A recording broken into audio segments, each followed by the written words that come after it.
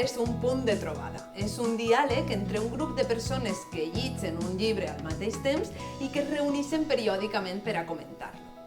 Si vols posar en marxa un club de lectura, hi ha una sèrie d'ingredients que són indispensables.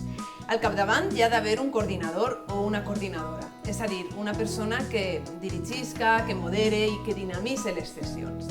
En aquest sentit, la persona que coordina el club hauria de ser capaç d'aportar nous coneixements sobre l'autor, l'autora, sobre l'obra, de resoldre els dubtes que puguen sorgir durant la sessió i de tindre criteri per a seleccionar les lectures més adequades per a cada grup.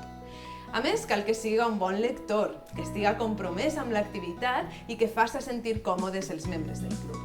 I el més important és que tinga ganes, que tinga passió, que mostre entusiasme, empatia i capacitat de dinamització. Una de les primeres decisions que hauràs de prendre a l'hora d'engegar un club de lectura és en quin espai fareu les sessions. A l'hora de triar-lo hauries de parar-te a pensar si està disponible, si tindreu privacitat, de quins recursos disposa o si la il·luminació és adient. Un altre aspecte a tindre en compte és la periodicitat.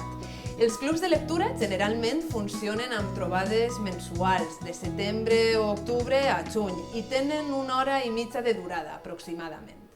Pel que fa als membres, el grup ideal és de 20 a 25 persones.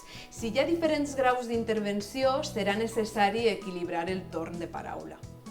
Ara que ja hem vist quines són les condicions bàsiques per a formar un club de lectura, el pas següent és buscar lectors i lectores. I com ho fem? Doncs utilitzant els recursos que tenim a l'abast, com per exemple el mitjà de comunicació local, les nostres xarxes socials o el banc de l'Ajuntament.